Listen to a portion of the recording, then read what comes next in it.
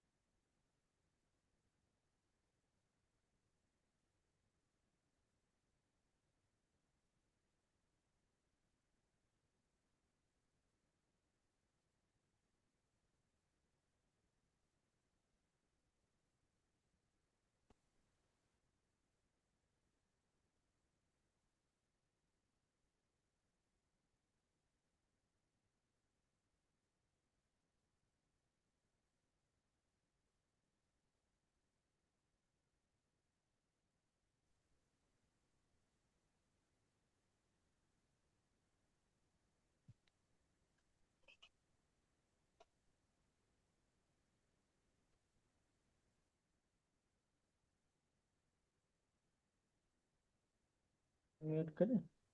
We'll just wait for 2 minutes. We're waiting for Dr. Shiva to join. He's just held up in the surgery. He'll join in 1 or 2 minutes.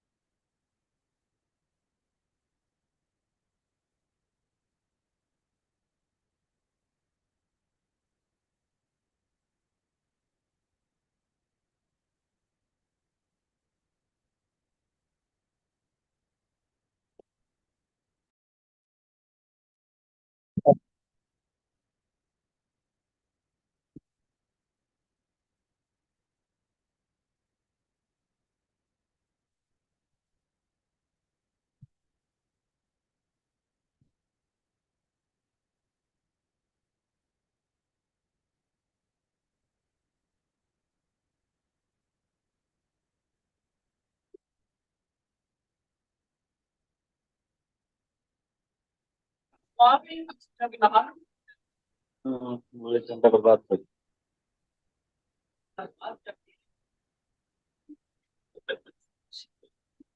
अभी इसकी जगह कोई gents आया होता ना, छुट्टे से ठीक करता, वो हमारे तरकीब भी नहीं करता. Properties, sir. In each side. Who's giving them one?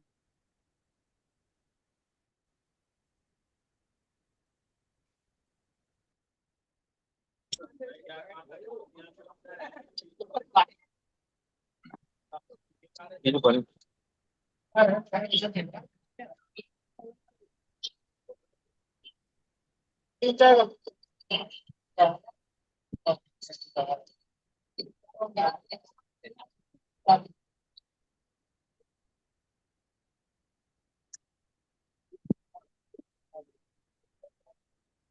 आज उनको मिसाल ने वो दिया है सारे कुछ आप तो भेज दीजिएगा. हम कुछ बना लेते हैं पहले.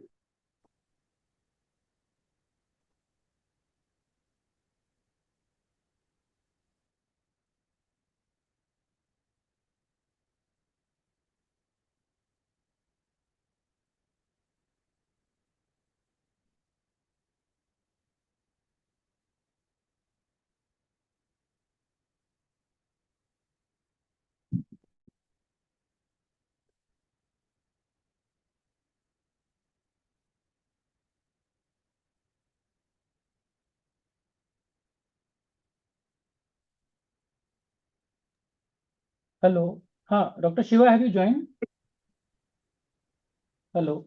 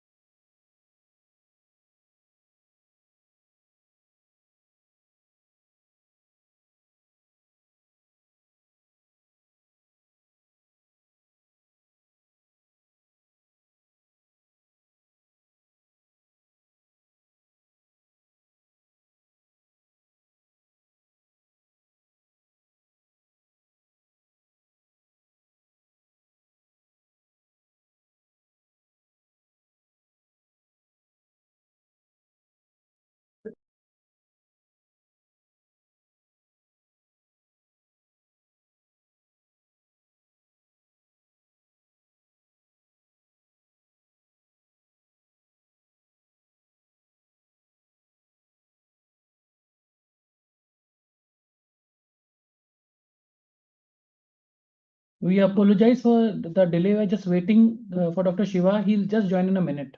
Sorry to keep you waiting.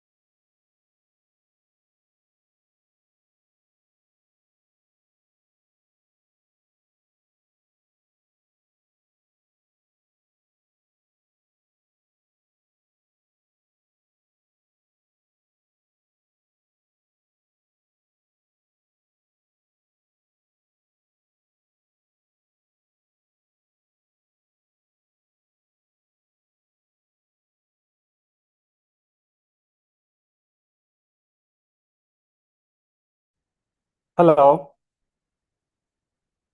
Hello. Sorry, Hello, yes. we, Shiva. I just got caught with other thing in the hospital, so I just No problem. So late. thank you for Can you joining. hear me? Yeah, I can hear you. We can hear you, sir. I can't hear you. I Hello. just So can you hear? can't hear you. Yeah. Hello. Yeah, we can hear you. We can hear you very Okay. clearly. Yeah. Okay. Right. So good evening, everyone, and welcome to Mahamana Case Discussion Series. And for today's session, we have Dr. Shivkumar Thiagarajan. He's professor in the Department of Head Neck Surgery at Tata Memorial Hospital, Mumbai. And he'll be speaking on mastering thyroidectomy and central compartment dissection step by step. So he'll walk you through all the steps and of the procedure. And please feel free to clarify your doubts. So welcome everyone. So you can please share your screen. Yeah, I'm just doing that.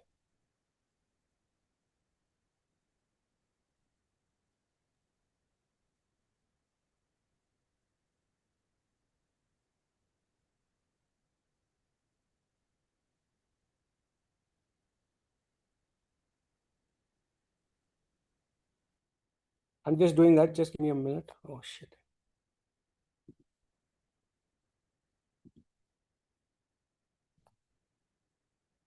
It's done already.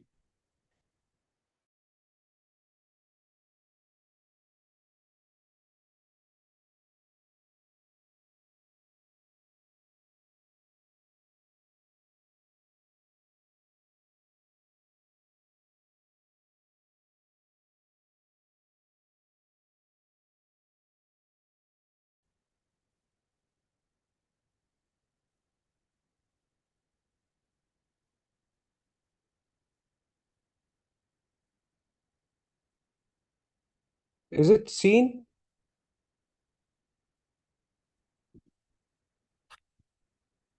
We can't see your screen. Yeah, I'm just trying to share. I mean, मेरा system का भी कुछ लफड़ा है.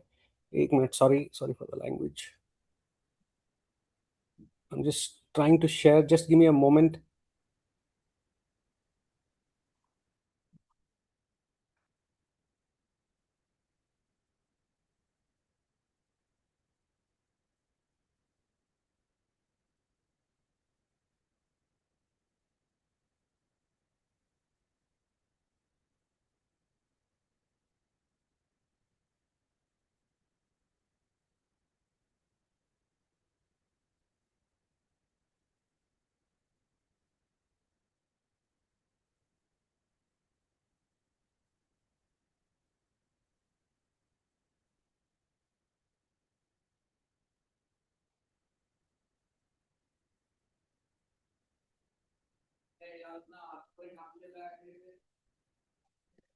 I don't know what's happening. एक minute. I'm not able to share the screen for whatever this thing. I'm just trying to do that. Just sorry, bear with me.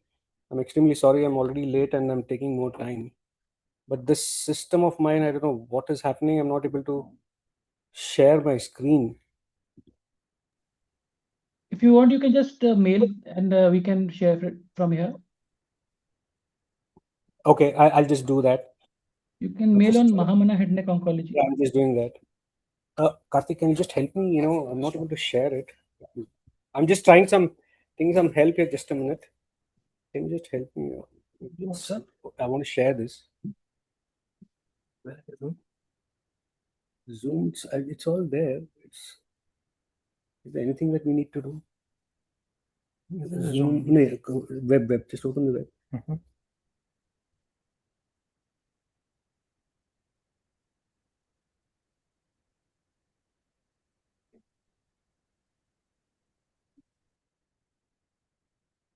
Select tab. Yeah, just video. Yeah. Is it seen now? Yeah, thanks. Thank you. Hello. Yes, it is seen. Okay, thank you. All right, so I'm just using Chaukas as one of the videos. Is my screen visible properly, or how is it? It is properly visible. Okay, fine. Just give me a moment. I'm just trying to take this down. Yeah. Okay. So, again, apologies for starting late. And so now we are going to, see this video on, uh, steps of thyroidectomy. And usually, as many of you all might already know, thyroidectomy is done with, in a slightly, with the neck extended slightly, and we don't have to give too much of extension. So in the process, what happens is, we might, if you take the lowest skin crease, what might happen is you might, once the patient neck comes to neutral position, that next crease can come close to the suprasternal notch and might, then, over the years, what can happen is this scar can go into the manubrium and then cause scar hypertrophy. To avoid that, this can happen especially in women. And to avoid that, what is done is usually the scar is measured, is marked. I mean, the incision site is marked when the patient is in the sitting position, in the upright position, and then that incision is what is utilized subsequently. Now, this two finger breath is marked, of course, but the incision should is checked after you have marked. But then this incision is marked prior to the patient being anesthetized and in the sitting position, as I mentioned. And cross hatching is definitely something that everybody should avoid. Cross hatching is not to be done, right? These are some of the steps. So now, when we do this incision, you go, take everything in layers. You cut the skin and the platysma at the same level, right? And you go in the subplatysmal supravenous plane, right? As it is seen here, you give traction, counter traction, and you go in the subplatysmal supravenous plane. You can see here, these are the anterior jugular veins, right? And you should not injure these anterior jugular veins. As you're raising this flap, what commonly happens is, these anterior jugular vein is what is injured. And and then if it is inappropriately managed, just buzzed half-heartedly, not clipped properly or not tied properly, then that can give rise to postoperative hematoma. That's the most common cause. Inferiorly, you have to go till the suprasternal notch, and superiorly, you have to go till the thyroid notch. Now, once that is done, you have to go in the linea alba. You can see it is in the midline, and sometimes you might have the vessels, close to it. So you have to be careful. The fascia and the muscle is picked up by the surgeon and the assistant, and then you use monopolar cautery, and you first raise the the sternothyroid muscle, and beneath which is the thyroid muscle, right? That's the thyroid muscle that is being pointed. So you need to be very careful, and you can just lift it either using as what is shown here, using a forceps, or many times a Babcock, like subsequently Babcock is also used for holding the entire tissue together, right? And then here you slowly raise the muscle, and as you're raising this muscle, what happens is, sometimes there might be where you can hit the veins, and that can give rise to bleeding. So you have to hug the muzzle and raise it, and sometimes you might have to assess whether there's any extrathyroidal extension, and then in that case the inner layer of the muzzle is taken. And this is there's a small case capsule here of this patient. It's a 78-year-old male patient, hypertensive, and both the cords are mobile, and youth the patient is euthyroid, and that's the 1.5, 1.7, 2.3 centimeter nodule. Height level 3 and 4 is metastatic. FNAC is PAPCA, and that's the CT scan, right? And you can see the central compartment nodes, big nodes that are there in the level central compartment. Now that's the plan. Now, once you have raised the flap and all that, what happens is, you see this is the the middle thyroid vein. So what is usually done is, you go till the middle thyroid vein drains into the internal jugular vein, right? And then take it there. Otherwise, if it is not properly taken, then there might be a lot of bleeding, which can give rise to a lot of anxiety. So it is taken after you see the internal jugular vein, and then it is released. And before you do that, you have to make sure that it's not draining the parathyroids or not. So once that is taken care of, and it may not be there always, more close to 40% of the time it might just be absent in one of the sites. So you have to be you'll not always come across this all the while, right? Okay, I think there's some trouble with the file, or everything is going wrong today for me. Okay, just give me a moment.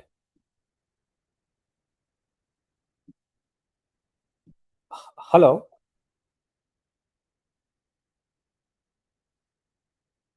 Hello, is it visible? The screen is visible? Hello? Yeah, screen is visible, but it's held up. Yeah, It's not moving. I guess.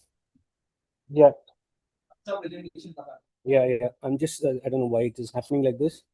My internet is full, but somehow this is, just give me a minute. I'll just share it, in a while, just a minute, I'll share it again.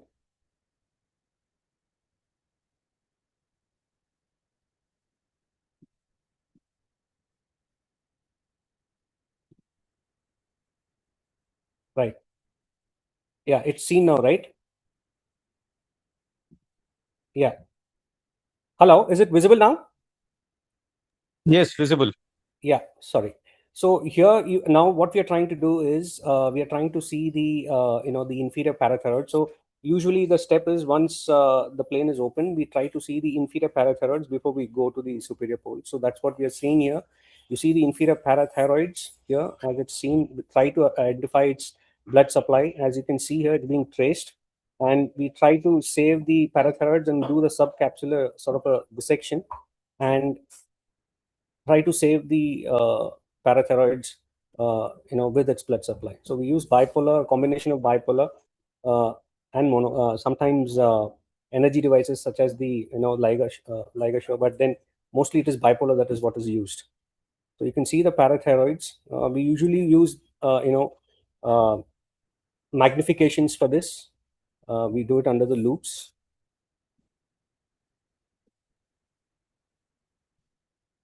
So you do gentle subcapsular dissection. You do use a combination of cut bipolar and use the scissors to cut the tissue, right here. Yeah, so sometimes there'll be a vessel which will be going beyond that. We actually clip it. The idea behind clipping this is to also identify the parathyroid subsequently when you have to do a central compartment clearance at the end of the thyroidectomy. So that is what is done. We usually do save it here with the clips and the blood supply, so that once you come back, that that's the parathyroid that you have saved. And then once that is done, we shift the focus to the the superior pole, right?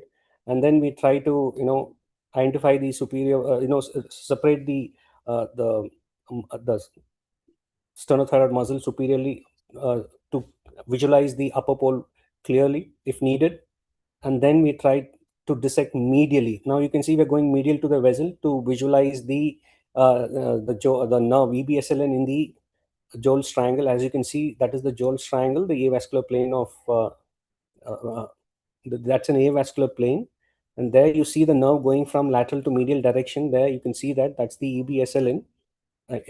So sometimes that's why it's important to go from dissect it on the medial aspect rather than take it the other way around, because as the nerve comes from medial to lateral, you might injure the nerve. You can see it, and we usually use the bipolar to check, and that's the muscle that's contracting there. Now when you go from this direction, what happens is you can take the nerve, injure the nerve when you go from lateral to medial. That's why it's better to create the tunnel medially and then see the lateral and create an open the window there, and then take it, rather than doing the other way around. Otherwise we tend to damage the unknowingly you might end up damaging the EBSLN, right? Yeah, there the window is created. Now you know where exactly the nerve is, and then now you can clearly see that it's preferred to do this way. Now once the window is created, then you can put the the mosquito here. Yeah, rather than doing this up front, it has to be done the way it was demonstrated to avoid any untoward injury to the EBSLN. Now you very well know where your EBSLN is, and then you sort of divide it, and then you ligate it. We usually ligate it and then clip it as well. Of course, nowadays, while using in the robotic surgery, it's just bipolarized with good cautery, and that's good enough. But this is the traditional practice that we have been doing, and even till date we do that. Now once that is done, we try to identify the superior pole, superior parathyroid, and try to identify it and save it as much as possible with its vascularity, of course. And you can already see the superior parathyroid will be closer to the, once you spot the superior parathyroid, you can be you can be sure that your recurrent laryngeal nerve is nearby. But we wouldn't be attempting to identify the recurrent laryngeal nerve there. So again, a subcapsular dissection there, and you most of the time it's the position of the superior parathyroid is constant, whereas the inferior parathyroid is what the is not that constant. And also the position, if you identify the superior parathyroid in one location on one side, 70% of the time you will see the superior parathyroid on a similar location on the contralateral side. So that is something you need to keep in mind. And all the tissue is dissected here like the way it's been shown, pressure at layer by layer, and cauterizing it and taking the tissue, and that is where the parathyroid is likely to be located. That's the inferior parathyroid. And then you will have the you do the subcapsular dissection here as well. You can see the inferior thyroid artery there, the branch of it. So it will be the terminal branches that you would be taking, if at all. Usually good bipolar is good enough.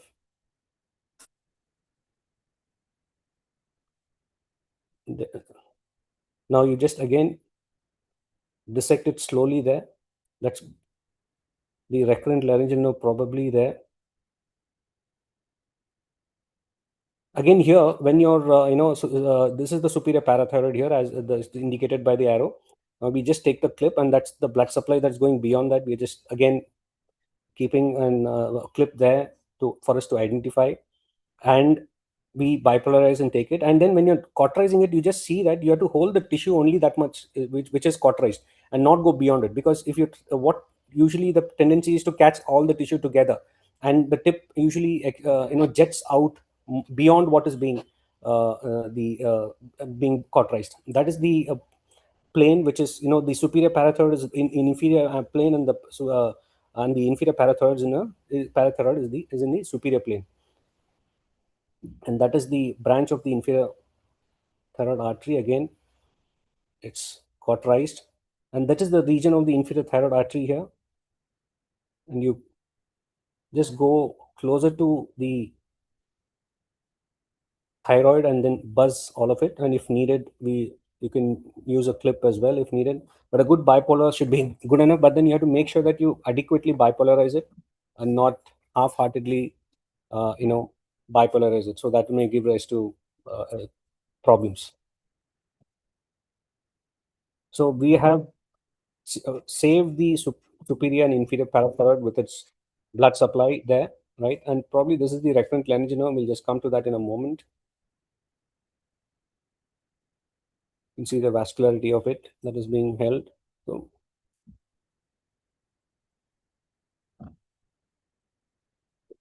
and then you slowly, dissect layer by layer, right?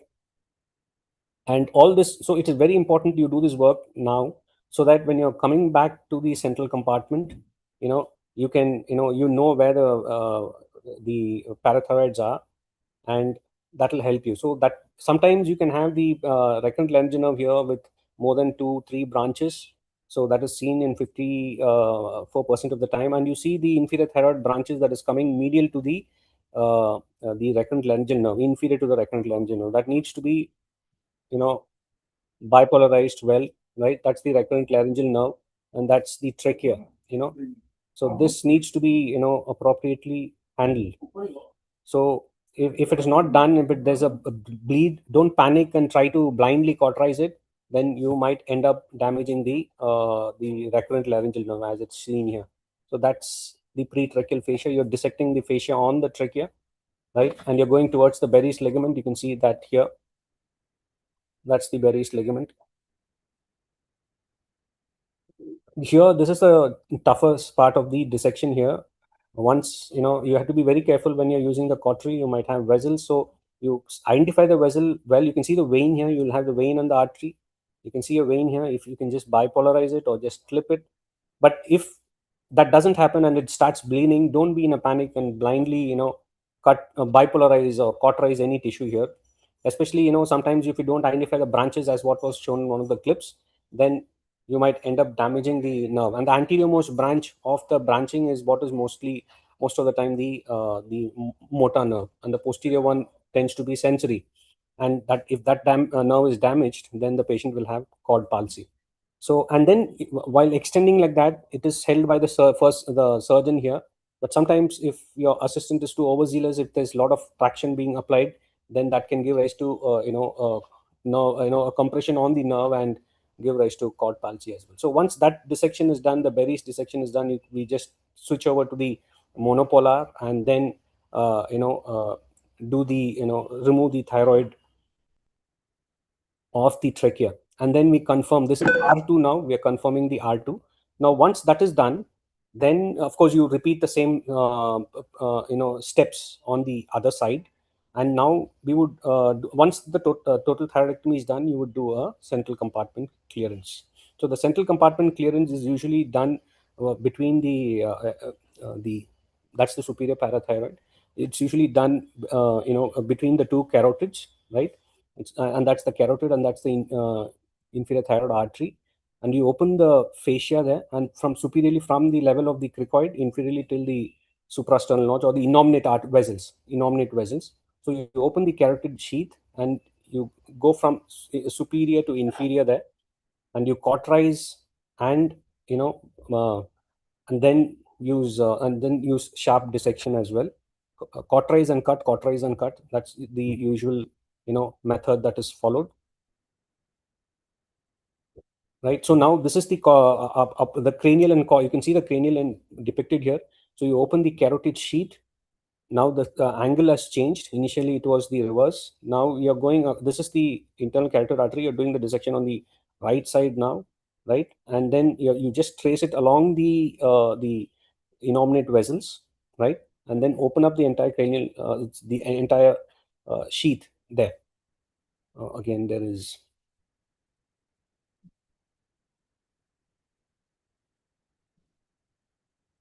just give me a moment. So once this dissection is done, you just open it here, and then you dissect on the paratracheal region here, right?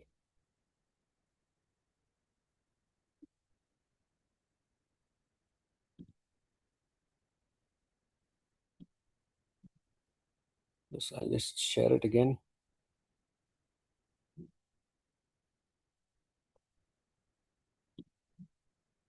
Yeah. So you just open that fascia, you just cauterize And sometimes here you'll see the, this is 78-year-old, so thymus will not be seen. But in a younger patient, you'll have this thymus here. You have to identify the thymus and retract it, with your retractor, and then do the dissection.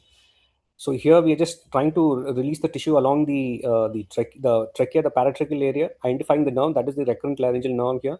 So you're going to take all the tissue, that's the superior parathyroid, you can see on this side here, and that's the superior parathyroid that's identified. And sometimes there'll be too much of tissue here. If you're not able to, it might not be always possible to identify the inferior parathyroid because of the kind of nodal burden that might be there. And if you can identify and lay it out separately, that should be great, and assess again the vascularity of it towards the end of the procedure. And here you can see the inferior thyroid artery. You're just opening up the dissection. Then the recurrent laryngeal nerve, you're just dissecting, and you'll have these small vessels. Sometimes when there's node stuck onto the nerve, or the nerve is either superior or inferior to that, you have to gently take the time to dissect and uh, identify the structures and do the dissection with a lot of care. And at the end of the dissection, you need to examine the specimen for if there's any, if the parathyroid is there within that specimen or not. If it is there, confirm it with frozen, and and do an auto transplant it. So the central compartment on the right side is a 3-dimensional space, and the left side is 2-dimensional. So, you will have nodes beneath the recurrent laryngeal nerve at this point here, right? So you'll have to go below the recurrent laryngeal nerve here and then check. Otherwise, you'll leave behind the nodes there. So especially on the right side, that precaution has to be taken. Otherwise, you would leave behind the nodes beneath the recurrent laryngeal nerve. And you can see the recurrent laryngeal nerve here, and you can see the node is actually below it, and that is and the nerve is being lifted up by the node, right? So sometimes it might not be possible to identify the parathyroids in such a huge amount of nodal burden that is there. But don't catch hold of the nerve as much as possible. Handle the tissue around it, and try to gently put the nerve on on either side, rather than catching hold of it. Hold the tissue around it and gently dissect it. Sometimes you might need to do sharp dissection such as this here, and try to handle the nerve, try not to handle the nerve as much as possible. Just dissect and to do a blunt, and just push it away from the tissue that is being dissected. So you have to just slowly dissect it. So that is what usually has to be done. We have no other option but to be patient at this point in time.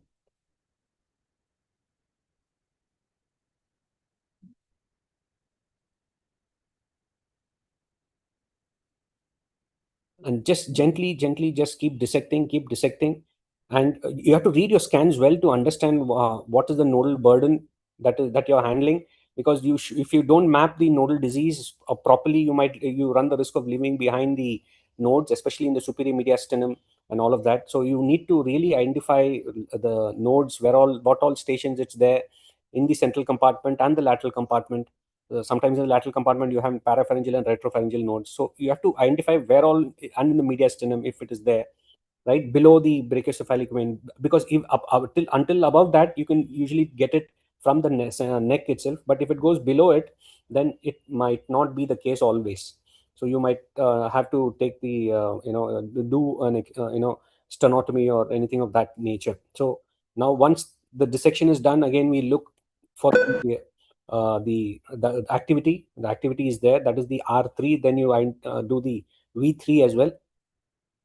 And usually what we tend to do is, sometimes you might have nodes within the carotid sheath. So that needs to be dissected, and just you need to see whether you have any nodes there or not, right? That's the end of the dissection. And then you have to identify the that's the FOL showing the vocal cord status at the end of it. So that was just part of the recording that is there, but nothing otherwise.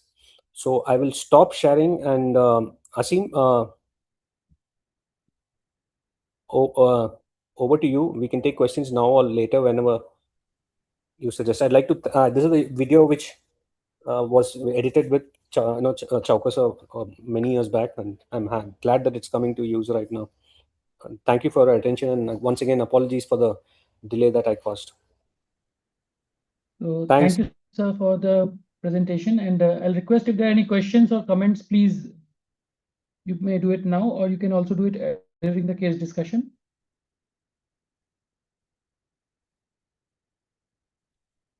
So I have a question. So whenever we are dissecting for the parathyroids, Yeah. so what specific precautions, any extra precautions do you take, and what are the suggestions?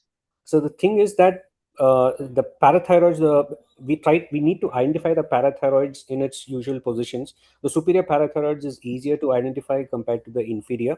So that's why we first try to identify the inferior as much as possible. In the video, there was 2 videos that were there. The first one which I showed was in a small nodule, which the parathyroid was easily visible. And whenever it is the case, try to save it with its blood vascularity as much as possible.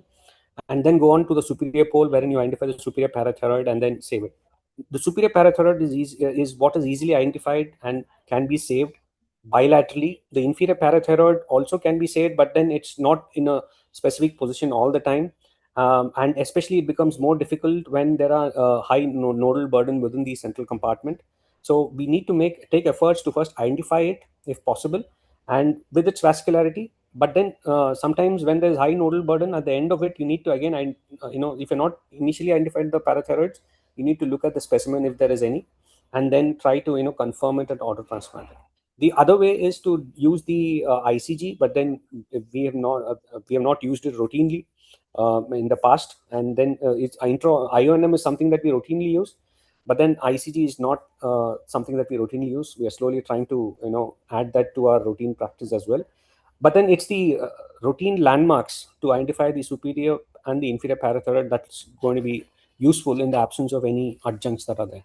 So initially upfront itself, try to identify with its vascularity, save it, and keep a identifier like what we usually apply a clip to just see where it is, so that when you're doing the central compartment, we don't we are aware that it is parathyroid and don't mishandle it, and not crush it, squeeze it, or something, and the blood vessels along with it, not to handle it too much. Just dissect it and then just put it aside in one side, and then just keep a watch of it and not trouble it too much. Hope that answer was convincing. I think there's a question. Thank you so much. Yeah, we'll move with the presentation. Yeah, can I have a question, Asim? Yeah, please go ahead. Yeah, Dr. Shiva, thank you for excellent presentation.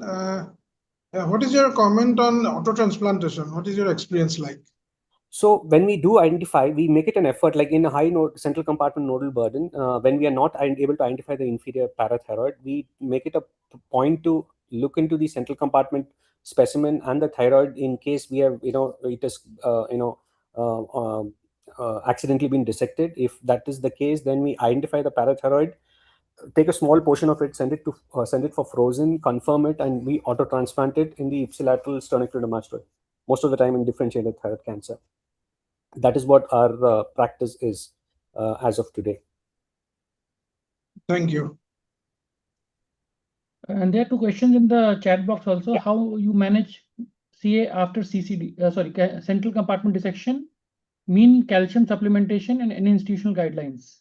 So as of today, what we do is we do the serum PTH 6 hours after the completion of the surgery, and if the PTH is within the normal limits, that is more than 15 picograms per ml, then we don't do much about.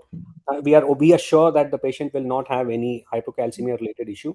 But if it is less than 10, especially if it is anywhere between 10 to 15, also the patient might be symptomatic, but then usually they do not have much of problem. But if it is less than 10, then we do start the tablet calcium, oral calcium supplements in the immediate post-op. I mean, in the post-operative period as soon as possible, and we replace even rocaltrol as well. And we also check for vitamin D, and most of our patients have vitamin D deficiency, especially if the vitamin D is less than 20 nanograms per ml. They tend to have very symptomatic hypocalcemia. So we start correction. Of course, that may not reflect in the immediate, very soon in the post-op, but then that's something now we are trying to do in the pre-op itself and trying to correct it so that we can minimize this issue post-operatively. So we now in practice are doing more of serum parathormone, and if it is more than 15 or above, we don't add any supplements. If it is less than that, we do add oral calcium. Autofluorescence, we have started using it, but we are just, we are in the process of using it more and more, and it's in the, we are trying to get better at it with the use of it.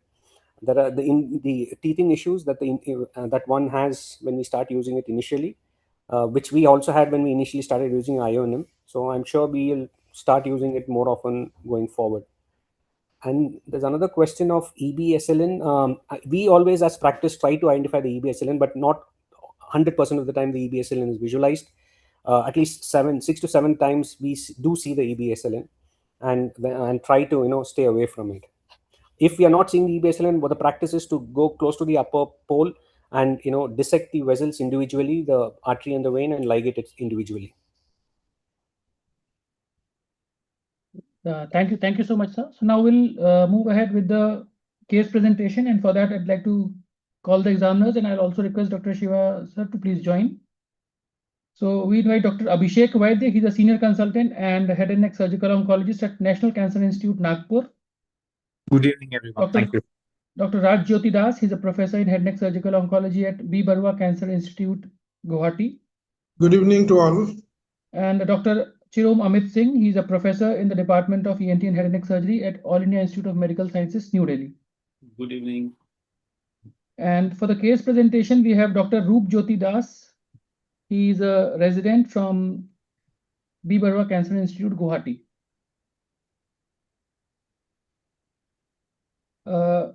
Roop, you can please share your screen and start the presentation. Yes, sir. Yes, sir. So, can you? Is my screen visible, sir? Yeah, your screen is visible. You can just put it on the presentation mode. Okay. Okay, sir.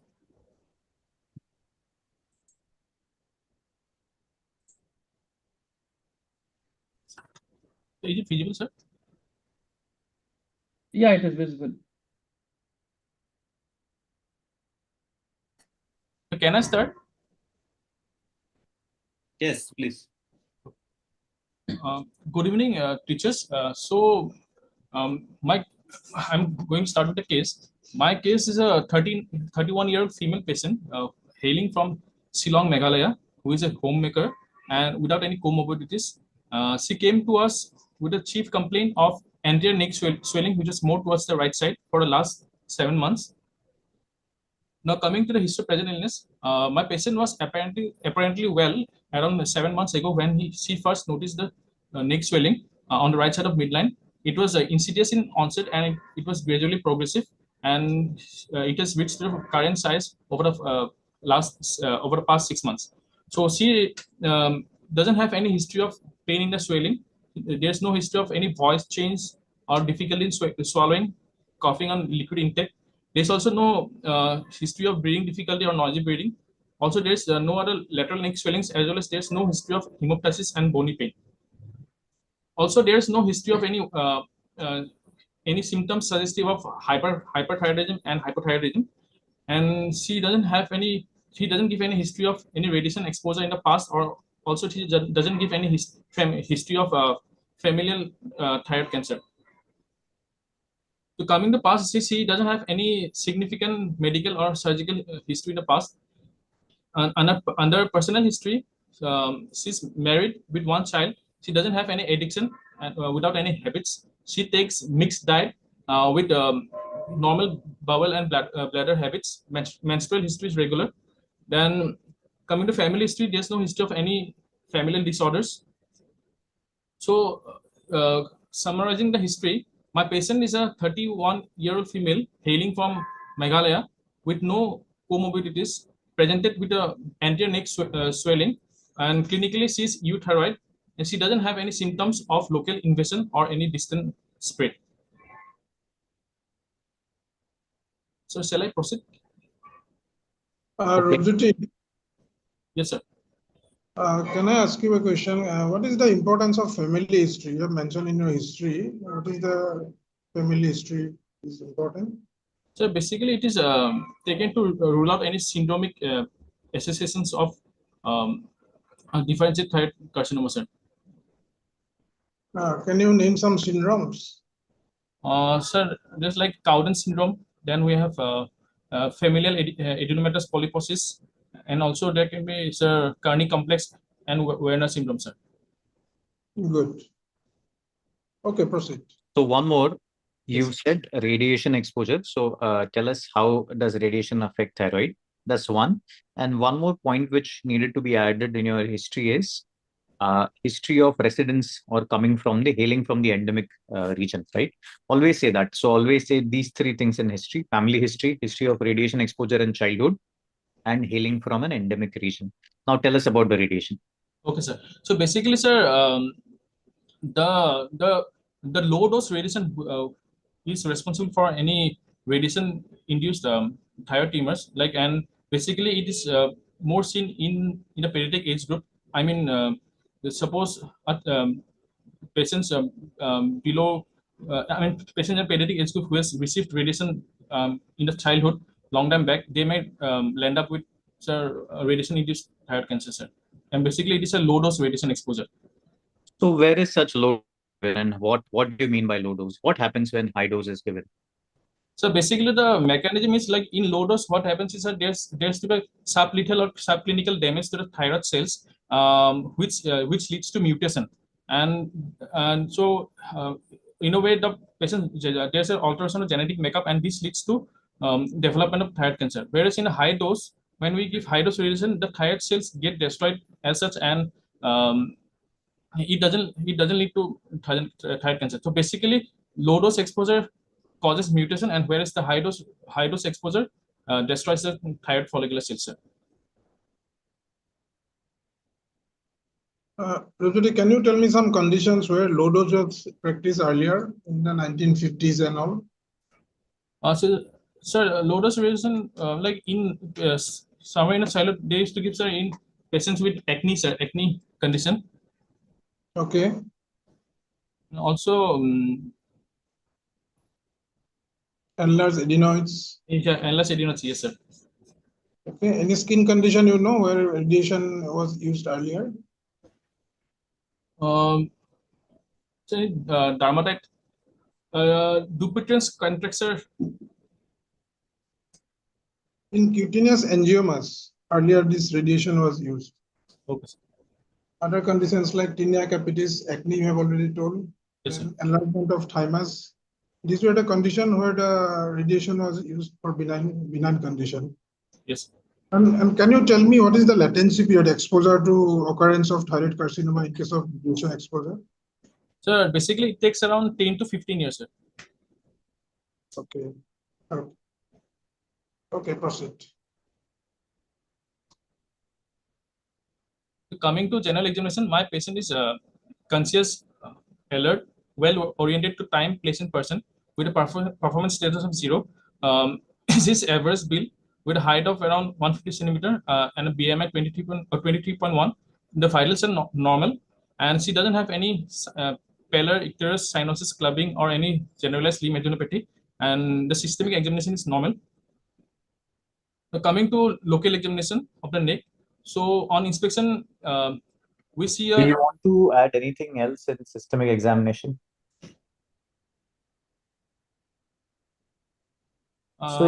Yeah, so though you mentioned that the patient is clinically euthyroid, it's always a good practice to quickly say in a sentence that I elicited the eye signs and hand signs, and there were none seen.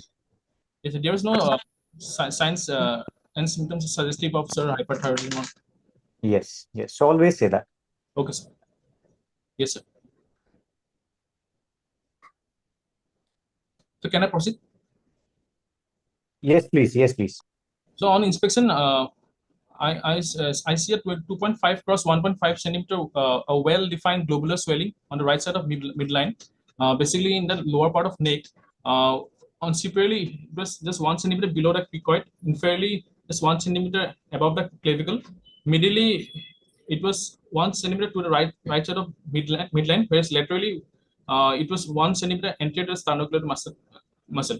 So, and the swelling moves up with deglutition. but it doesn't move up with protrusion of tongue. And all the laryngotracheal framework is central.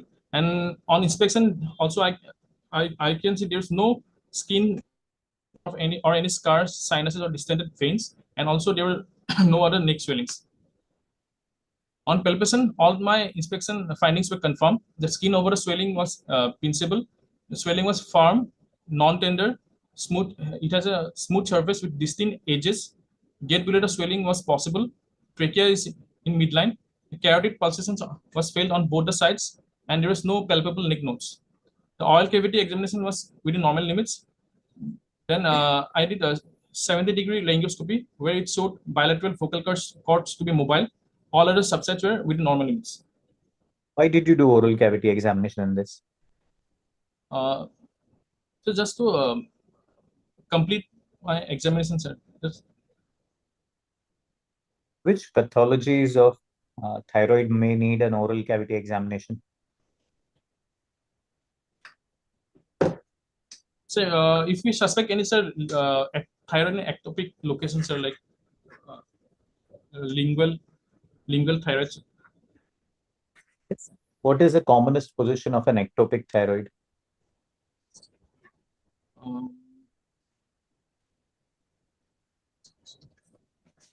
Common ectopic.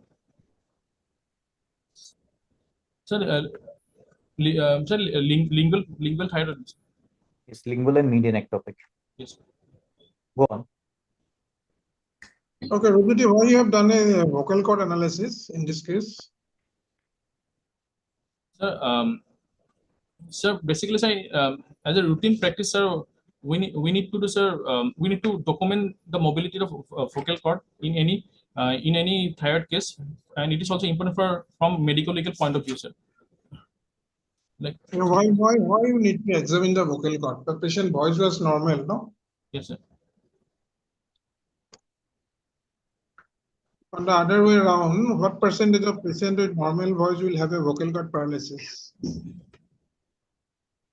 So around, sir,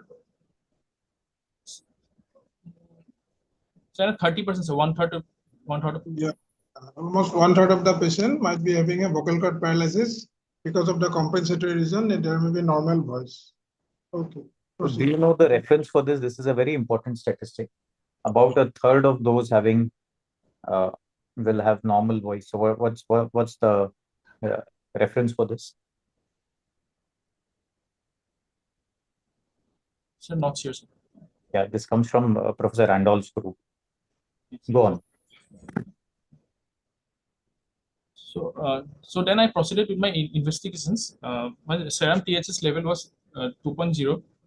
Then since it is within a normal range, I proceeded with ultrasound neck, which showed a 24 cross 17 mm lobulated solid hypoechoic nodule with areas of microcalcifications in the right lobe of thyroid, basically in the anterolateral aspect, and there was no presence of any extrathyroidal extension. And this was a THS 5 category. Then it also showed a subtle ill-defined hypoechoic nodule measuring around 5 mm in left lobe with THS category 4, and also it showed a prominent hypoechoic node measuring 6 cross 4 mm in the right central compartment, which is likely to be metastatic, and also there was no suspicious metastatic node in the lateral compartments. Then I went ahead with the USG guided FNEC from the right thyroid nodule, which showed Bethesda 6 papillary carcinoma thyroid. Okay, so let's come back to your sonography. Yes. So what are the high-risk features on sonography? The high-risk features which point towards malignancy are basically, sir, microcalcifications, okay, margins which are irregular, then the shape taller than wide, then you have, sir, a solid nodule, hypoechoic.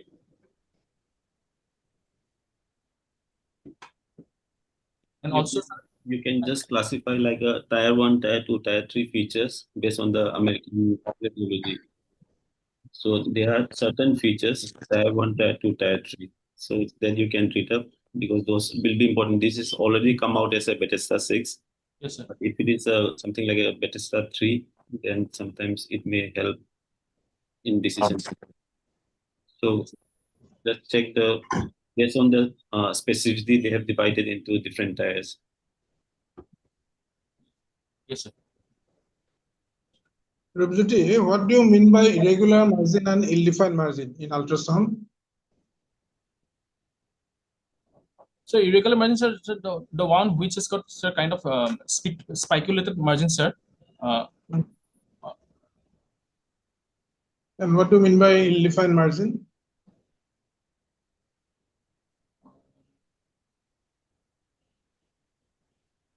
Ill-defined. So the edges are not that distinct. Yeah, the sonologist cannot define the edges. It is completely merged with the parenchyma of the thyroid. Okay. So sometimes you will get as an irregular margin, and sometimes you will get a ill-defined margin as reported in the ultrasound. Okay, carry on. Yes, sir. So, may I ask one question, please? Yes, sir. Please tell me which are the two or three most significant features pointing towards malignancy in sonography. Also, tell us some features in sonography which will tell you almost always that the nodule is benign. So there are three features which have got high specificity Yeah. pointing towards malignancy, like the microvascular Yes. margins and the taller than white shape, sir. Hypoechogenicity. Hypoechogenicity, sir. So when you say hypoechoic, what does it mean? Have you ever seen a sonography of the thyroid? Yes, sir. So what does a hypoechoic lesion mean? So basically the thyroid ultrasound is done with high frequency ultrasound. Hypoechoic means lighter as compared to the Yes, sir. surrounding scalp muscles. Yes, Go sir. on. It appears darker than the surrounding. Go on. Rudhuti, one more thing. You have mentioned about the microcalcification. Yes, sir. What other calcification you know in thyroid? So there is a macro calcification, sir. Okay. There can be a coarse calcification, sir. What is the importance of micro plus macro in a single nodule?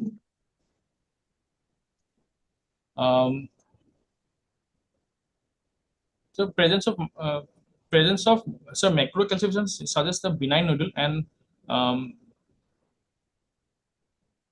when there is presence of both micro and macro, sir, the specificity of being a malignant nodule is low, sir. It's not low, it's comparable to micro only. If you have a micro calcification, it's completely towards the malignancy. If you have a single macro, it's completely towards the benign. And if you have a macro plus micro, it's completely towards the benign. Sorry, malignancy. Okay. Yes. Yes, sir. Please carry on.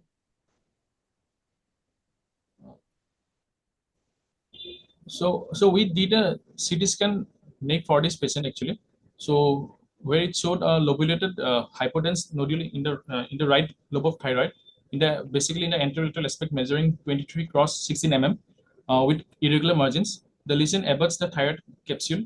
However, there was no extrathyroidal excision being seen, and there's no invasion of the surrounding structures, and also it showed the presence of subtle ill-defined in the left lobe, and also there was discrete subcentimeter nodes in the right central compartment without any metastatic nodes in the lateral compartment. What are the indications of CT scan in PTC? So in PTC, basically we do it for tumors which present to us with bulky nodal disease, sir. Bulky nodal disease. Then we have any locally invasive thyroid cancer, which is kind of invading the laryngotracheal framework. Then tumors with extrathyroidal extension, and also, sir, to map out the nodal disease in certain positions properly, like central compartment, which is not picked up well by the ultrasound, and also in some abnormal nodal sites, sir, like retropharyngeal area, parapharyngeal area, and also we do it in large tumors with retrosternal extension, sir. but may not be helpful in such a small tumor because even for the nodal, a good ultrasoundologist will pick up all the small nodes also. Yes. So ultrasound Rudra, mainly a operator-dependent procedure. So a good sonologist who is routinely performing only thyroid ultrasound can pick up most of the nodes. Yes. So then what is the downside of doing a CT scan? Sorry, sir. So what is the problem of doing a CT scan in the thyroid cancer? So actually, sir, the thing is this CT scan we use contrast in CT scan, and also it gives basically a static image for which we may not be able to characterize the nodule. So what is the problem of using contrast? So in the post-op period, if we have to plan radioactive iodine therapy for the patient, it might act as a interference, source of iodine interference. It may not. It may lead to the thyroid cells may not be able to pick up the radioactive iodine because of prior injection of prior injection of contrast. Yeah. So I have a question. Is it always the case? Correct. Is No, it sir. always the case? Do you know what is the washout time? So it's 4 to 6 weeks, sir. No, there are studies No. which have shown when water soluble iodine, contrast iodine that is given, it is washed out of the system in 3 to 4 weeks time. There is a study to that effect that was published. I'm unable to recollect the name. So if you need a CT scan, it has to be done. You don't have to do it in every case, especially in an N plus neck. Yes. You have to do a CT scan or an advanced disease because you might lose a scan that is a node that is there in the superior mediastinum, or Yes. in the retropharyngeal node or parapharyngeal space in an N plus neck, if that is the case. So that is something that you need to be careful about. So you have to be careful, and you have to say do scans in certain situations, and you can use this reference and take precautions. Yes. So there is a way to answer that question.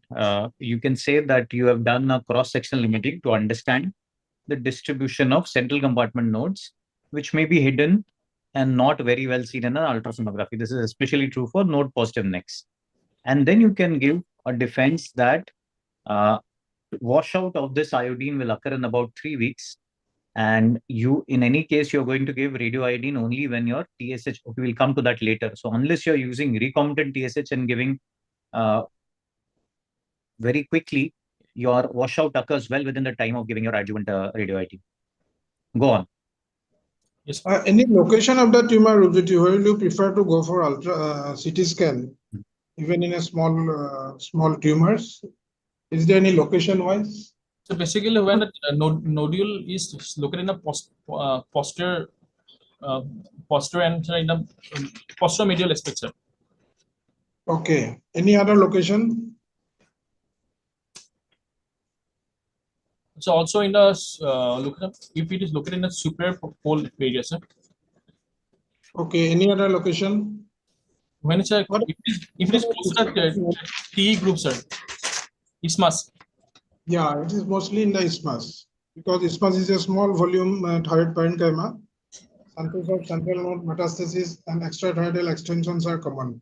Okay, so that is a one condition where you can go for CT scan. Okay, we'll carry on. Yes. So coming to final impression, my patient is a case of papillary carcinoma thyroid with a clinical staging of T2 N1A M0.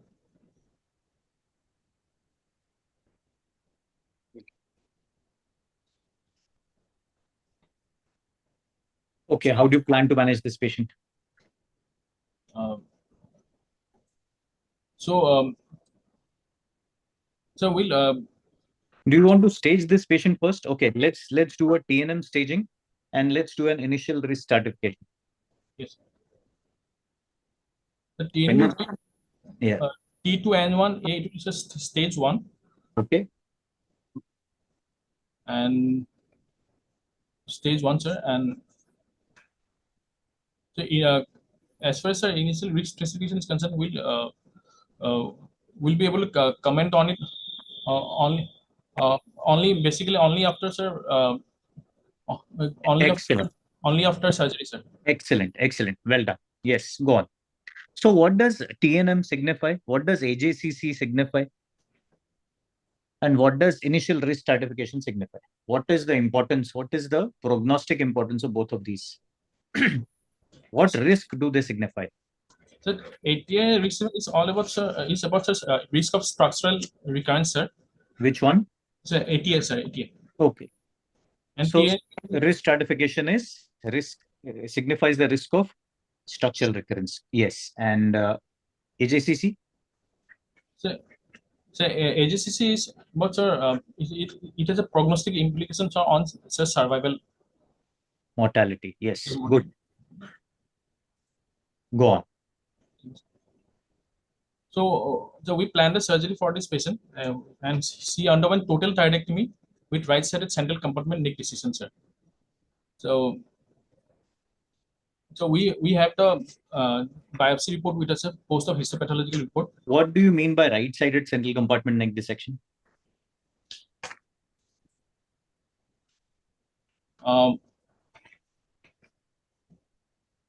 Right side. It was, sir. So which compartments or which nodal compartments constitute the central compartment? So basically, sir, the prelaryngeal nodes, the pretracheal nodes. Yeah. The on the both sides we have the paratracheal nodes, sir. Correct. So an ipsilateral central compartment would mean what? So it will be just to the right of the trachea, so the right paratracheal nodes. Okay. Right paratracheal nodes and the pretracheal nodes, sir. Right. So right paratracheal, so that ipsilateral paratracheal and the pretracheal nodes, and you can add occasionally the Delphian nodes, but you do not dissect the contralateral paratracheal nodes. Yes. Right. So we have the biopsy report with us, supposed of. It showed a classical variant of papillary thyroid carcinoma with a size of 2.4 cross 1.7 cross 0.8 centimeter, which was present in the right thyroid lobe. There's another nodule was seen in the left lobe of thyroid, which was 0.6 to 0.2 centimeter in size, and the features were suggestive of benign follicular nodular disease. There was absence of extrathyroidal extension. Also, there was vascular emboli. Whereas coming to the nodes, it showed the right level 6 nodes, around 6 nodes were positive, and the largest size of metastasis being 0.8 centimeter. Extranodal extension was absent, and pathological staging was PT2 and 1A. Okay. And how many nodes were sampled in the central compartment? That's the numerator, 6 nodes positive. But do you need that? Does ATA signify a number? Yes, sir. So around a minimum, sir, it's just 5 nodes has to be addressed, at least. Okay. Right. So this is a good sampling. Now, at this point, can you do a risk stratification?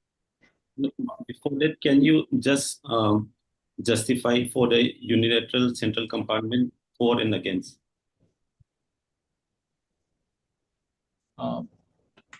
So in this case, in my case, both the ultrasound showed presence of nodes in the right level 6 area, sir. And so we are worried about the local metastasis. Yes, sir. Yes, sir. Okay. Means 4 is we have done unilateral thinking will preserve the parathyroid on the other side. Yes, sir. What is the against for it? So what will be the incidence of contralateral central compartment not positive in unilateral not positive cases? So it will be, sir, less than 10-15%, not sure.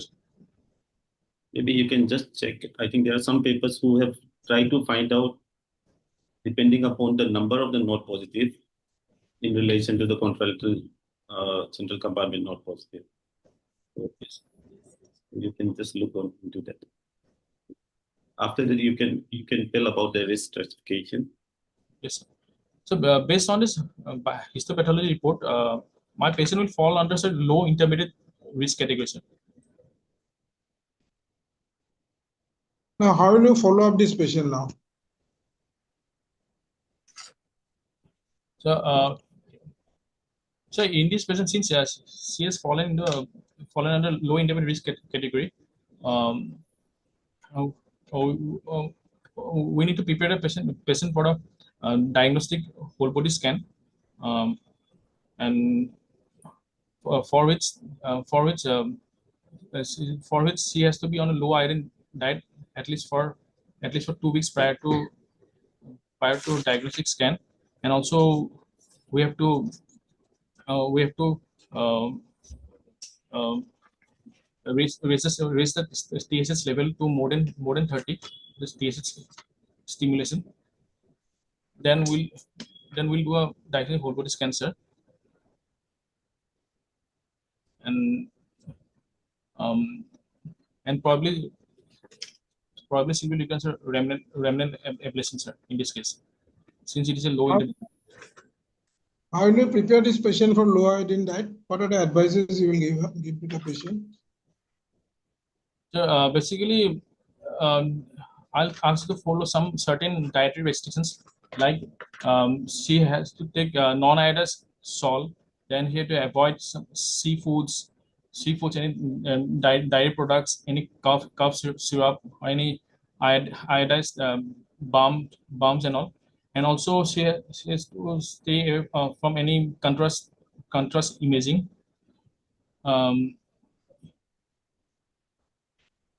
Okay, fine. What is your expected THS before you do a scan? So it has to be basically, sir, more than 30, sir, more than 30 milli unit per ml. So when do you expect to raise up to 30? After how many weeks? In 3 to 4 weeks time, sir. If we keep the patient off thyroxine. Okay. Is there any other method of making the patient of increasing the serum TSH? So this is one method of keeping her off thyroxine for 4 weeks. Then also we can go for T3 hormone substitution, which will give her for initial 3 weeks. Then we'll have to stop it 2 weeks prior to the scan, and also lastly we have to recombinant TSH injections. Where does the evidence of recombinant TSH come from? Are recombinant TSH and thyroid hormone withdrawal equal? Firstly, are they equal? Yes, sir. So there are certain studies, for example, studies by Lee et al. They've seen that no matter a patient is kept on thyroid hormone withdrawal or recombinant TSH, the final outcome, the success of remnant ablation, there's no significant difference between the two groups, sir. Do you know of a famous trial which tells you this? This one trial, sir, Lee et al. Sorry, I am unable to recall this. Anything else? I think it's a Stemble trial, if I'm not wrong.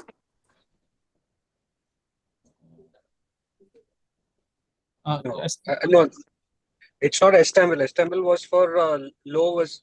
Stemble 1 was for low risk, right? Whether there's any difference in recurrence rate Yes. by giving RAI or not.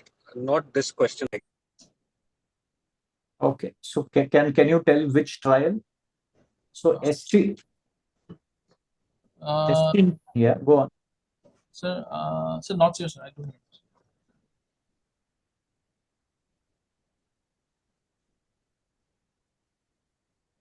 Okay. Is there evidence? So this has been tested in the HILO trial. One arm was. Yeah, that might be HILO trial, HILO. That the much. high. Okay. The high-low trial was for a low dose and a high dose video, Yes. So it was high dose versus low dose, and also and it also had it two also had arms of. different preparation for the So it was a 2 by 2 factorial study. yes. Yeah. So each method was given thyroxine withdrawal as And well as RTSH. Okay. Yes. And yeah. So this similar was estimable 1, not estimable 2. Estimable 1 was also a 2 by 2 factorial design. Yes, sir. So once again, low dose versus high dose and RTSH versus thyroid hormone withdrawal. So both estimable 1 and high low tested this, and because it was a 2 by 2 factorial design, they could test both the hypothesis simultaneously. Yes.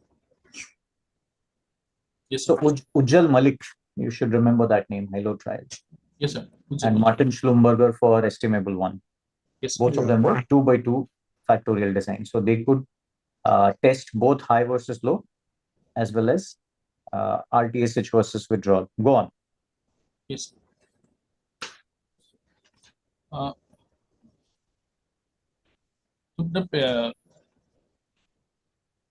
we'll prepare the patient for the diagnosis whole body scan.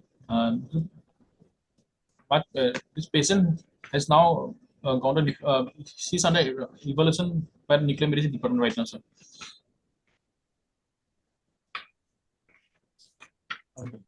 Can you tell me some condition where you, in spite of waiting for 3 to 4 weeks, your expected THS doesn't rise to the value you expect to rise? So in case of sir, there's in case of the functional bony metastasis, sir, like. Okay. Anything else?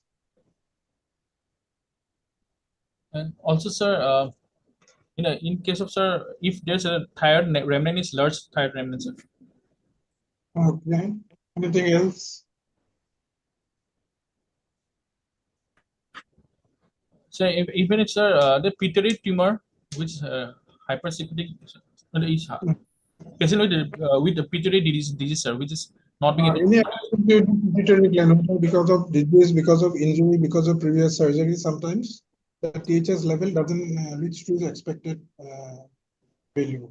Okay. In those cases, you have to directly go for recommended THS. Okay. Yes, sir. Okay. This can go.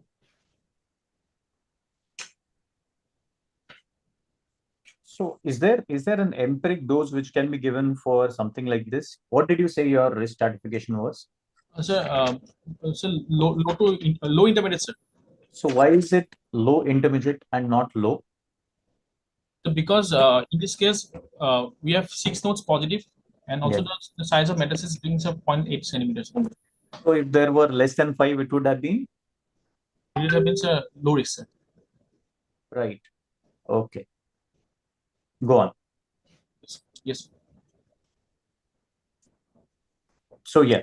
So once again, is there an empiric dose which some people give? Because sir, basically, sir, in so the nuclear medicine specialists, they decide the dose only after a diagnostic whole body scan, depending on the uptake that is shown in the remnants. So empirically, we can start with 30 to 50 millicurie. Okay. Okay, go on. Maybe we can come to this a little later. Do you have anything else? Yes, sir. What was done further for this patient? So the patient has not come back to us in the follow-up. Like she's yet to get the whole body scan done, sir. So she's still under nuclear medicine department, sir. Okay.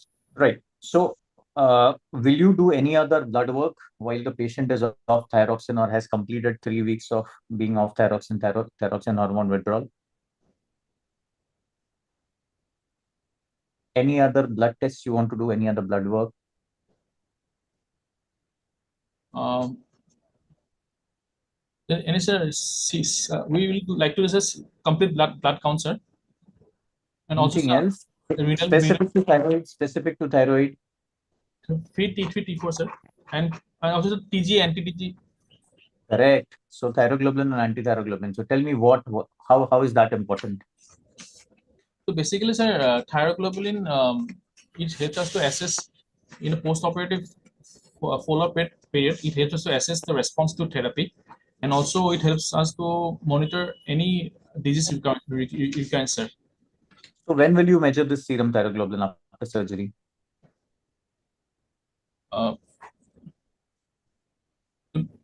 So according to sir, as per ATA guidelines, it can be measured as early as from 6 to 12 weeks time, sir. Yeah. Okay. But okay. So what? But we like to, sir, measure it in the first follow-up along with other investigations, sir. So when you are doing your serum TSH before sending your patient for the scan, will you do a serum thyroglobulin? Sorry, sir. So When you do serum TSH after a period of thyroid withdrawal, will you do a serum thyroglobulin at that time? You will, right? You will. We will, sir. What is this thyroglobulin in the presence of an elevated TSH known as? It's a stimulated thyroglobulin. Stimulated thyroglobulin. So are there any cutoffs for this which would indicate recurrence in a follow-up? So basically, sir, if we have to have a good, excellent response, the stimulated TG level has to be below 1 nanogram per ml. So, so if it is more than 1 to 2 nanogram per ml, then it will signify any recurrence disease, sir. So okay, you're going to the dynamic. Are you talking about the DRS, dynamic risk stratification? Yes, sir. So in an excellent response category, what is the simulated TG cutoff? Stimulus, sorry, it has to be less than 1, sir. Very good. And unstimulated or suppressed TG, what is the cutoff for that? That is less than 0.2. Very good. Very good. What is the biochemical incomplete response? The biochemical incomplete is the one where we have a negative imaging report, but the biochemically the TG and anti-TG both are high. So, for example, sir, the stimulated TG will be more than 10, whereas the unstimulated TG will be more than 1. Good. So, what is the risk of recurrence in a biochemically incomplete response?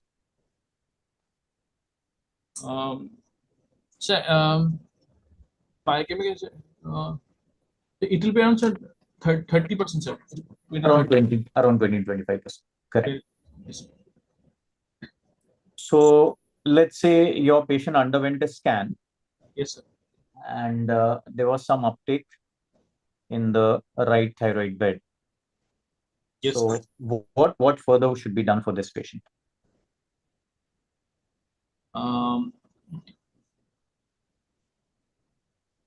They haven't quantified it. They haven't put a percentage to it. They said minimal uptake. Then we can go ahead with, sir. If it is a minimal uptake, I mean, if it is not a big remnant, then we can go ahead with, sir, just remnant ablation, sir. Okay, so that brings us to what are the three scenarios or the three settings where radioactive iodine is administered. You spoke about one, which is remnant ablation, sir. Remnant ablation. What does that mean? So basically, remnant ablation is the one which is done to eliminate any residual normal thyroid tissue or any microscopic disease that may be left in the thyroid bed even after proper resection or tumor. Then second one comes as a adjuvant therapy, which is basically given to eliminate or destroy any microscopic disease so as to reduce the risk of recurrence. And thirdly, we have the therapeutic dose or treatment therapy, which is done for the known persistent or metastatic disease. So do you know the empiric doses for this? Now you know what I was talking about. Yes. What are the empiric doses? So for remnant ablation, basically, sir, 30 millicurie is given, sir. 30 to 50 millicurie. Yeah, What 30. is the evidence for this? We spoke about it now. The HILO trial. HILO trial. Right? Yeah. HILO as well as the estimable one. Estimable one. Correct? Yes. So around 30 to 50 millicurie. How about, so that is RRA or remnant radioactive ablation. How about adjuvant RAI? When is it given? So adjuvant RAI is given to eliminate any, sir, microscopic disease which is locally advanced. It can be in. So it is given either for high-risk features. If your initial stratification puts your patient in high intermediate or high-risk group, that's one. Yes. Or secondly, if there is a gross residual local disease, that's two. Okay. Yes. So this is where adjuvant RAI is given. What is that? What are the doses for that?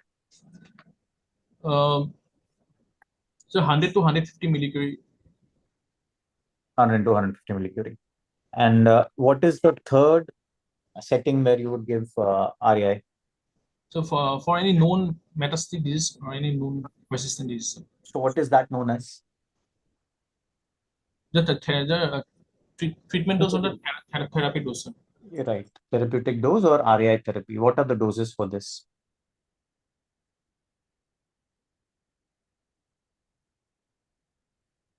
Okay. So this is almost intuitive, right? RRA it's around 30 to 50. Adjuvant RAI is around 100 to 150. RAI therapy will be 100 or 150 upwards, all the way up to 200. Correct? Do you have any situation where you want to decrease the dose of the iodine therapy? Suppose patient has got a metastatic lesion, you might require a dose of around say 150 to 200 MCI. But do you know any situation where you need to reduce the dose?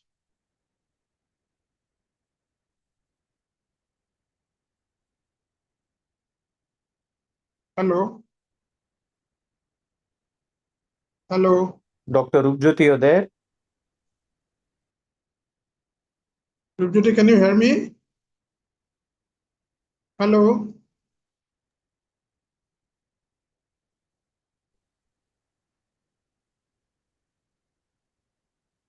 I think there is some connection problem for him. Yeah.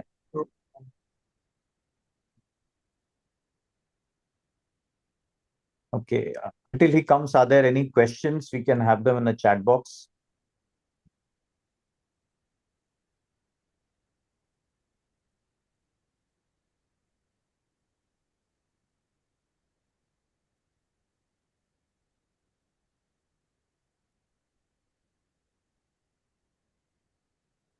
No questions. We are also at 7 p.m. So maybe we'll give a couple of minutes for him to come and conclude.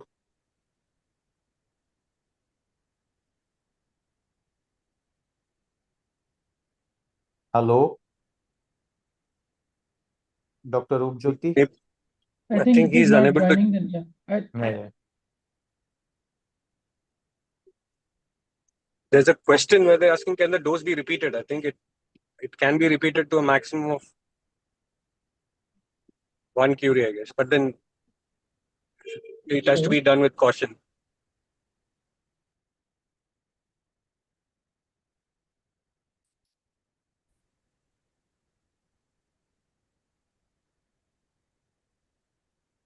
I believe if he's not joining, then we can close the session now. We can make some Yes. final comments and. Can you hear us? Hello, sir. Oh, you're back. Oh, here. Yeah, yes, please go ahead. So, Sir, I'm like sorry, sir. Just got okay. disconnected, so I had to connect from some. It's okay. Rupjyoti, can you give me a situation Hello, where sir. you need to? Can you give me a situation where you need to decrease the dose of iodine therapy? Suppose you have got a metastatic disease in the lung, you've got a metastatic disease in the bone. you're expecting a dose of around 150 to 200 MCI. But do you know where you have to reduce it? So patients, so if someone has a significant renal impairment, Okay. Anything else? with a reduced creatinine clearance. Anything else you know? Mostly in elderly patients, more than 70 years. Okay. Yes, patients are more than 70 years of age. Yeah, in those cases, you might have to reduce the dose to around 152. Okay. Okay. Thank you. Okay, we do 2 or 3 quick questions, rapid fire kind, and then we can close. Tell us what is NIFTP? Yes. So NIFTP is basically it's a non-invasive thyroid neoplasm of the follicular cells, which is a very low malignant potential, and it has nuclear features of papillary thyroid carcinoma, sir. Okay, so is it malignant or not? No, sir, it is not malignant, sir. Okay. Do you know what are the IHC markers for thyroid? Let's say you have a node of unknown primary or any metastasis of unknown primary. Do you know what are the IHC markers of thyroid? So in that scenario, so we go for basically, sir, TTF and PAX8. Okay, very good. Anything else?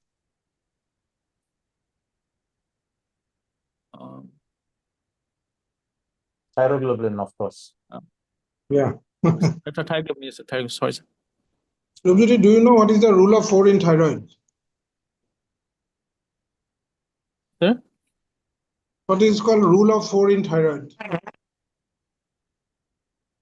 So it has to do with the, sir, calcium supplementation, sir. Post it is to post do with thyroid, calcium. 4 hours gap has to be maintained. A gap of 4 hours. Yeah, you're correct. So how do you follow up these patients? The first follow-up will be done at 6 months. We'll call the patient at 6 months, where we'll run certain investigations. Like, sir, we'll look at the THS level, then we'll do a TG, anti-TG antibody, and also we'd like to do, sir, ultrasound next, sir. Okay. So what are the surveillance tools available to you? Will you use the same surveillance tools in all the response categories? So it depends on the, sir, stratification. Yes. So let's say this patient has excellent response. Okay. Which means that you see his thyroglobulin at 6 months, and it's the stimulated thyroglobulin is tell me how much? Less than 1. Less than one, sir. And his USG neck is normal. So how do you follow up this patient? Yes, sir. What's the surveillance schedule for this patient? So in this case, then we may not diagnose whole body scan in every follow-up, sir. Very good. So the only the biochemical markers is enough, sir. TG, we can follow up this patient with TG and anti-TG, and ultrasound neck, we can, instead of 6 months, we can do it annually once a year, sir. Annually. At least for the initial 5 years. Then after, if she shows a persistent excellent response, then post 5 years we can skip between ultrasound also, sir, in this case. Very good. What will be the TSH suppression goal in this patient? So it has to be within a normal range, sir. 0.5 to 2. For an excellent response, we'll do a 0.5 to 2. All right. Yes. So yes, I think you've done well. Rajyoti, yes, sir, any other questions? Dr. Amit, any other questions? No, we have almost covered most of the area. He has done well. There's a lot to cover, lot to ask in thyroid, but within the time frame, I think you've done very well. Dr. Rajyoti. Yeah, it's no from my side. It's okay. He has done very good. Thank you. Thank you, sir. So thank you everyone, and I'll request all the students, if there are any specific queries or any specific things that they would like to discuss, they can definitely share it with us so that we can plan and schedule classes accordingly. Because there are several things in thyroid which will keep on happening and we'll keep on learning every day. So thank you everyone for joining, and we shall see you once again after 2 weeks. Thank you. Thank you. Thank you, Asim and team. Thank you everyone for joining. Thank you, sir.